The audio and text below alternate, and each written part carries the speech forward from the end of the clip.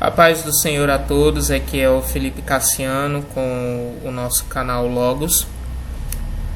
E é uma honra, é um prazer ter os assinantes, os inscritos no canal, né, quero dizer,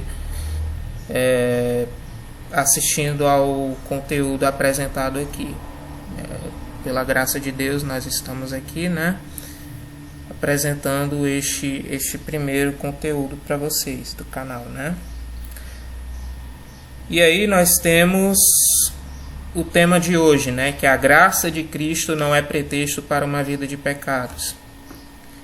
Infelizmente, muitas pessoas caem no engano de pensar que pelo fato de Jesus Cristo ter morrido pelos nossos pecados, a pessoa pode viver uma vida todinha de pecados. Eu posso pecar, eu posso pintar o sete, eu posso fazer tudo enquanto que eu sou salvo, né? Porque a salvação não é por mérito meu, eu já tenho os meus pecados perdoados, então eu posso fazer o que quiser. Não é isso. Não é isso. Tem muita gente aí fora que diz que crê em Cristo e tem esse pensamento enganoso.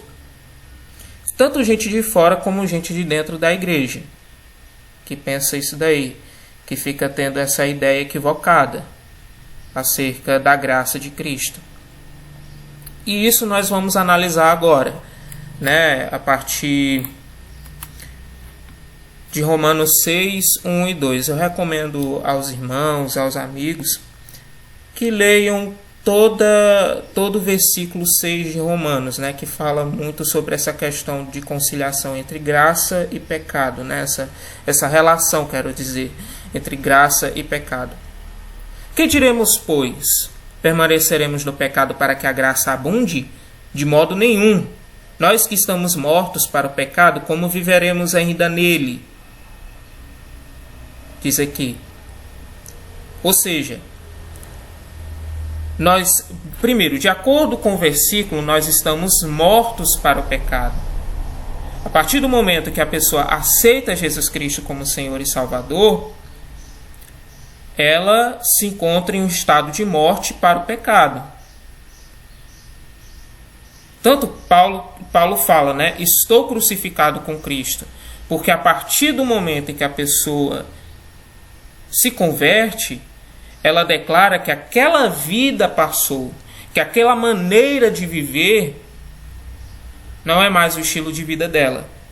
O pecado não faz mais parte da sua vida, não é uma prática, não é uma coisa que a pessoa praticava, fazia de maneira tão deliberada, né, como fazia em sua vida passada, né, em sua maneira de viver passada, que eu quero dizer. Estamos mortos para o pecado, né? A graça, inclusive existe um equívoco com relação a isso daí. Tem gente que pode pensar em contradição por esse versículo aqui apresentado na tela, Romanos 5, 19 e 20, que diz assim: porque como pela desobediência de um só homem muitos foram feitos pecadores, assim pela obediência de um muitos serão feitos justos. Veio, porém, a lei para que a ofensa abundasse, mas onde o pecado abundou, superabundou a graça. O que a gente vê aí não é uma justificativa para o pecado. Não é uma justificativa para uma vida de pecados. Né? O pecado abundou, peco, mas a graça é superabundante. Ou seja, quanto mais eu pecar, mais a graça vai ser abundante em minha vida. Não. Uma ideia equivocada, né? Primeiro nós vamos fazer a análise desse versículo. Porque pela desobediência de um só homem, ou seja, a desobediência de Adão, comeu do fruto proibido, teve pleno conhecimento do bem e do mal. A partir desse momento em que teve esse conhecimento do bem e do mal, o homem, Adão, assim como toda a sua descendência, passou a praticar o mal. E assim, muitos foram feitos pecadores. Ou seja, pecado errar o alvo, para que a gente tenha essa noção. E isso daí, essa questão de errar o alvo, é algo que a gente vai analisar bastante aqui nesse vídeo, né? Como muitos foram feitos pecadores, assim pela obediência de um, ou seja, de Jesus Cristo, a sua vida santa, né? A sua vida perfeita, né, diante de Deus, perfeita no sentido de não pecar, né? Não se achou pecado, não se achou iniquidade em Jesus Cristo. Assim, pela obediência de um, pela vida reta de um, muitos serão feitos justos, ou seja, pela graça de Cristo, nós temos a oportunidade, os salvos, as pessoas que um dia aceitaram a Jesus Cristo como único e suficiente Salvador de maneira sincera, são tidos como justos, são tidos como santos, né? Muitos serão feitos justos, ou seja, a justiça, o status de justos, o status de santo é conquistado através dos méritos de outro, ou seja, de Jesus Cristo.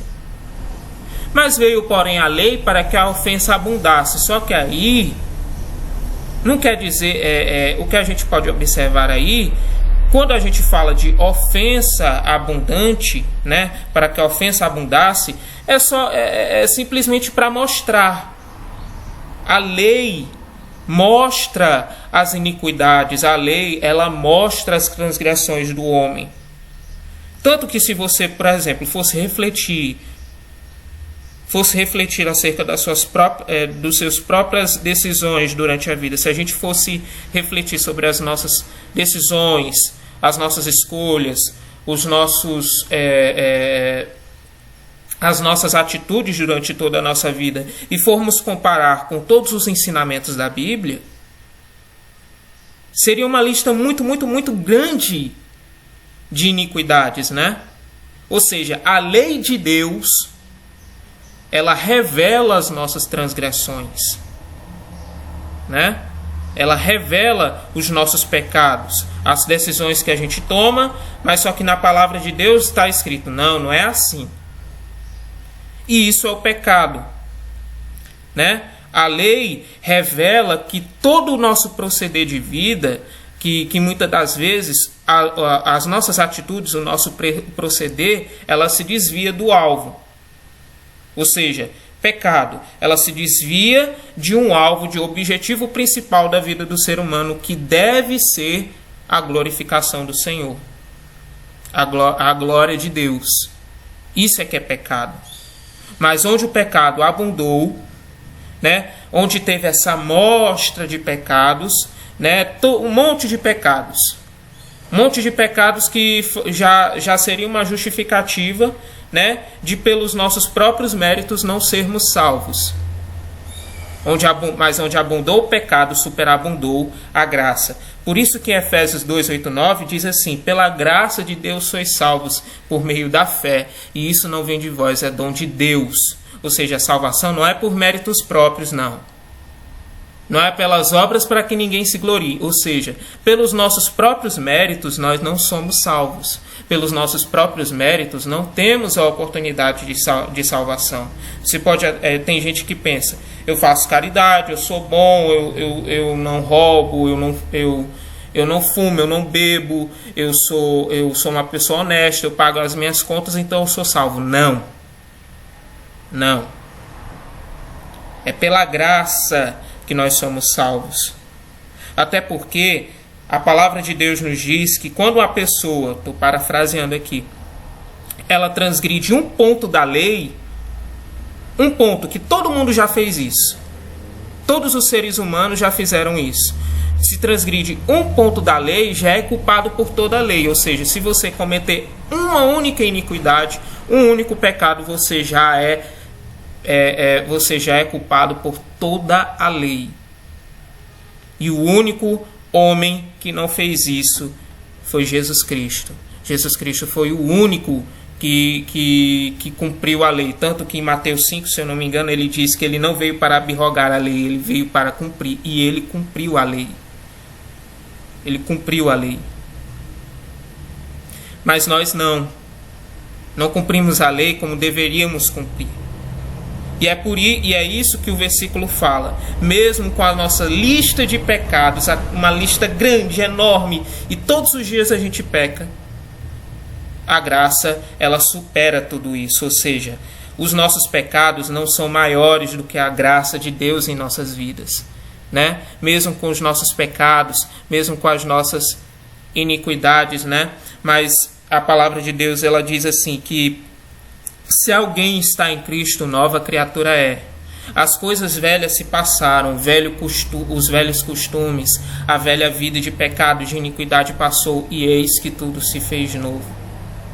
Eis que tudo se faz novo, ou seja, a pessoa que está em Cristo, ela tem uma vida nova nele, né? E é isso que quer dizer o versículo, né? Mesmo com a nossa vida de pecados, a lista grande de pecados que nós temos, que a lei, que os preceitos de Deus nos revelam, mas a graça supera tudo isso. E graças a essa superação, a esse superar da graça, nós temos a oportunidade de salvação. Mas isso não é justificativa para mantermos uma vida de pecado. Porque nós podemos ver pela palavra do Senhor que Ele abomina o pecado. Ele abomina a iniquidade. Tem um versículo que diz que o pecado já é iniquidade. E isso nós vamos observar aqui, né? Porque provas de como o Senhor abomina a iniquidade. Nem todo que me diz Senhor, Senhor entrará no reino dos céus. Mateus 7, 21, 23, né? Mas aquele que faz a vontade de meu Pai que está nos céus. Muitos me dirão naquele dia: Senhor, Senhor, não profetizamos nós em teu nome? E em teu nome não expulsamos demônios? E em teu nome não fizemos muitas maravilhas? E então lhes direi abertamente: nunca vos conheci, apartai-vos de mim, vós que praticais a iniquidade. Né? Tem um versículo da palavra do Senhor que diz que o pecado é iniquidade. O que é iniquidade? Iniquidade, no seu conceito básico, ela quer dizer justamente injustiça. Ou seja, algo que é contrário à justiça. E uma pessoa que pratica a iniquidade, ela não vive de acordo com a justiça de Deus. Ela age de maneira religiosa. Tanto que a gente pode ver aqui, eu estou profetizando, eu estou expulsando demônios, eu estou fazendo maravilhas, eu dou dízimo, eu faço ações religiosas, mas isso não é tido em conta quando a pessoa tem uma vida na qual ela se desvia dos propósitos de Deus. Não vai adiantar nada você prosseguir em práticas religiosas e continuar a mentir, continuar a adulterar, continuar a ter ódio no coração, a murmurar e a cometer tantos outros pecados que tanto essas pessoas que estão lá fora, quanto os que estão dentro da igreja cometem também. Não vai adiantar nada isso, né? E essa questão de Deus ter abominação pela iniquidade é algo que fica muito mais evidente no primeiro livro de Isaías. A gente pode ver aqui em Isaías 1,4. Ai da nação pecadora, do povo carregado da iniquidade. Ou seja, é um povo cheio de iniquidade. O povo de Israel, né? No caso, estava se dirigindo ao povo de Israel. Só que isso pode ser aplicado a nós. O povo carregado da iniquidade, né? Povo que vive e tem prazer na injustiça, da semente de malignos, dos filhos corruptores. Deixaram o Senhor, blasfemaram do Santo de Israel, voltaram para trás. A gente pode ver aqui, sacrifícios. De que me serve a minha multidão dos vossos sacrifícios, diz o Senhor? Serve para quê? Está sacrificando para quê? né? Tá cometendo um monte de iniquidades, está cometendo injustiça, tem prazer no pecado, tem prazer em viver segundo as suas próprias concupiscências e não viver para Deus, mas ainda continua a sacrificar. Serve para quê? Diz o Senhor. Já estou farto dos holocaustos de carneiros e da gordura de animais nédios. Essas referências entre parênteses eu coloquei aí para ficar melhor a compreensão de aspecto lustroso devido à gordura, né? E não folgo com o sangue de bezerros, nem de cordeiros, nem de bodes, né? Que eram sacrifícios feitos para cobrir os pecados, né? Enfim. Quando vindes para comparecerdes perante mim, quem requereu isso de vossas mãos, que viesseis pisar os meus átrios? Olha só, é como se a gente pudesse ver, como se Deus analisasse a vida do povo de Israel, que vivia em iniquidade, que tinha um prazer na iniquidade, e mesmo assim sacrificava a Deus.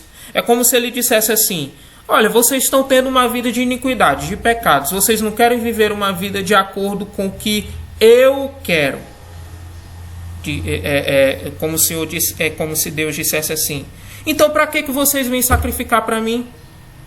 Para que vocês vêm fazer todos esses rituais, esses ritos religiosos para mim?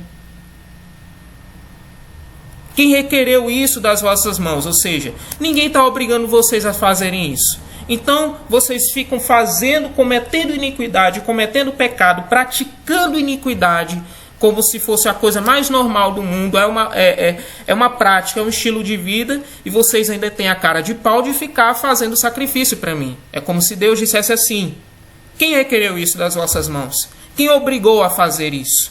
Quem obrigou vocês a fazerem isso? Que viesseis pisar os meus átrios, né? Não tragais mais ofertas debalde, ou seja, em vão. Ou seja, quando a pessoa ela vive, ela pratica iniquidade, ela peca deliberadamente, ela abusa da graça de Deus, porque a prática da iniquidade é um abuso da graça de Deus, né? Faz com que as ofertas, faz com que todos os sacrifícios, todos os ritos religiosos sejam em vão. Não tragam mais ofertas debalde, ou seja, estão perdendo o seu tempo. Vocês estão perdendo tempo oferecendo sacrifícios para mim.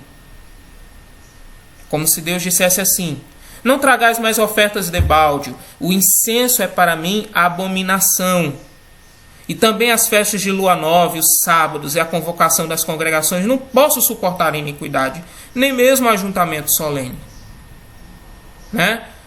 Se para nós a gente fica vendo pessoas fazendo ritos religiosos, pregando bondade, e que depois ela não pratica o que fala, se para nós esse tipo de atitude é ruim, imagina para Deus, que conhece as nossas mentes, que, como Hebreus 4 diz, se eu não me engano, né, todas as coisas estão nuas e patentes aos olhos dele, daquele a quem temos de prestar conta, que sabe as intenções dos nossos corações, que sabe as intenções das nossas atitudes, né? Se esse tipo de ação, de hipocrisia, já é abominável para nós, né, a gente vendo de maneira superficial, imagina para Deus, que sabe mais do que nós. Isso é abominação para ele. Ou seja, todo sacrifício, todos os ritos religiosos que a pessoa faz, mesmo em vida de iniquidade, são para ele abominação. São para ele abominação. É algo que ele não suporta mais, é algo que ele odeia. Os sacrifícios feitos acompanhados de uma vida de iniquidade, de injustiça. E aí nós temos a continuação. As vossas festas da lua nova e as vossas solenidades aborrece a minha alma, já me são pesadas, ou seja, são um fardo para mim. Né? Se a gente for, por exemplo, analisar todas as coisas, todas as vezes que Deus diz que, por exemplo, Deus se arrependeu de ter criado o ser humano, que é a palavra Nachan, eu não sei nem se é essa a pronúncia, Nachan, a palavra em hebraico, ela quer dizer, além de se arrepender, quer dizer sentir remorso, sentir peso. E aqui a gente já pode fazer uma analogia. Já me são pesadas, são um fardo para mim, são peso para as minhas costas, né? Fazendo, no caso, fazendo essa analogia humana, né? Fazendo essa comparação, né? Uma espécie de metáfora a fim de demonstrar o quanto Deus abomina a iniquidade. Já estou cansado de a sofrer. Pelo que quando estendeis as mãos, escondo de vós os olhos. Sim, quando multiplicais as vossas orações, não as ouço, porque as vossas mãos estão cheias de sangue. As vossas mãos estão cheias de sangue, cheias de iniquidade, cheias de imundícia. É o que a gente pode ver aqui. Uma vida de iniquidade, uma vida de prática deliberada do pecado, que prática, quando você pratica, quando a gente vai analisar o senso comum, o uso da palavra praticar, é algo que a pessoa se aperfeiçoa naquilo. Por exemplo, eu vou praticar tocar violão, né? Eu vou praticar no violão. O que quer dizer isso? Eu vou aperfeiçoar os meus conhecimentos de violão através de um esforço, né? Através de treino, né? Vou treinando e vou me aperfeiçoando naquele conhecimento, né? Treinando a coordenação motora e eu vou aperfeiçoando o meu conhecimento no violão. Se a gente for ver aqui a palavra praticar, é a mesma coisa. A pessoa pratica tanto que o pecado se torna um estilo de vida. Que o pecado, as murmurações, xingamentos, uma vida de maneira hedônica, né, vivendo só para os seus prazeres, uma vida na qual você não na qual você só quer as coisas para si mesmo e não vive para Deus, e etc, etc. São todos pecados. Um estilo de vida que não condiz em nada com a vontade de Deus. Esse estilo de vida não combina com uma vida de sacrifícios, de orações. Uma vida de pecado não combina com uma vida de oração, com uma vida de jejum, com uma vida de leitura da palavra, com uma vida de se congregar na igreja. Tanto que o próprio Cristo ele diz assim: não podeis servir a dois senhores, ou há de amar um, ou há de aborrecer a outro. Ali naquele versículo estava falando de Deus e as riquezas, só que aí a gente pode comparar com a vida de pecado também. Não tem como a pessoa servir a Deus e ao pecado. Ou o pecado é senhor da sua vida, ou Deus é o senhor da sua vida. Né? Pelo que quando estendeis as mãos, escondo de vós os olhos. Sim, quando multiplicais as vossas orações, eu não ouço. Eu estou com meus ouvidos tapados. Vocês estão com a vida de iniquidade. Por conta disso, eu tapei os meus ouvidos às orações de vocês, aos sacrifícios de vocês. É como Deus dissesse isso. Porque as vossas mãos estão cheias de sangue. Lavai-vos, purificai-vos, tirai a maldade de vossos atos diante dos meus olhos e cessai de fazer o mal. Para de fazer, para de pecar, para de viver uma vida deliberada ao pecado, para de ter prazer no pecado. Aprendam a fazer o bem, praticai o que é reto, ajudai o oprimido, fazei justiça ao órfão, tratai da causa das viúvas, ou seja, não viva apenas para você, não viva apenas voltado para o seu próprio umbigo, como se a gente tem esse costume nojento de ficarmos entre quatro paredes e a gente não olhar para a necessidade do próximo. Isso é um pecado muito, muito deliberado também, muito crítico para nós também. E se eu não me engano, Mateus 25 fala sobre isso, né? Ajudar aos pobres, ajudar aos necessitados. Tem gente que vive na igreja, que vive orando, que vive jejuando, mas não faz nada para ajudar o próximo, para estender a mão, para ter essa disposição ao servir, ajudar o oprimido, consolar as viúvas, fazer justiça ao órfão, as pessoas que não têm tantos benefícios como boa parte das pessoas tem. Infelizmente tem gente assim dentro da igreja e que finge que está tudo bem. Nós temos que aprender a fazer o bem, né? Isso aí está sendo dirigido ao povo de Israel, só que é algo que a gente pode usar para as nossas vidas também. Aprender a fazer o bem, a estender a mão, a ajudar. Aprendei a fazer o bem. Vinde então, depois que vocês se arrependerem, depois que vocês largarem uma vida de prática deliberada ao pecado, e argui-me, ou seja, discutam comigo, né? Vamos conversar, alguma coisa assim, diz o Senhor. Ainda que os vossos pecados sejam como a escarlata, né? Escarlata, um vermelho muito forte, eles se tornarão brancos como a neve. Ainda que sejam vermelhos como carmesim, se tornarão como uma branca lã. Ou seja, Deus, ele dá a resposta. Quando a pessoa se arrepende, né? O arrependimento, se a gente for analisar, não é um simples remorso. Eu estou com peso aqui na consciência, mas eu não mudo. Não. O arrependimento é você sentir esse incômodo pelo pecado e deixar o pecado, renunciar o pecado, renunciar uma vida de iniquidade, de prática da iniquidade. Ainda que os vossos pecados sejam como a escarlata, ou seja, eu não estou me importando com o que você fez no passado. Se você se prostituiu, se você teve uma vida voltada apenas para os seus próprios prazeres, se você fez um monte de coisa que não prestava, que era contra a minha lei, contra os meus ensinamentos, eu não vou levar mais em conta isso.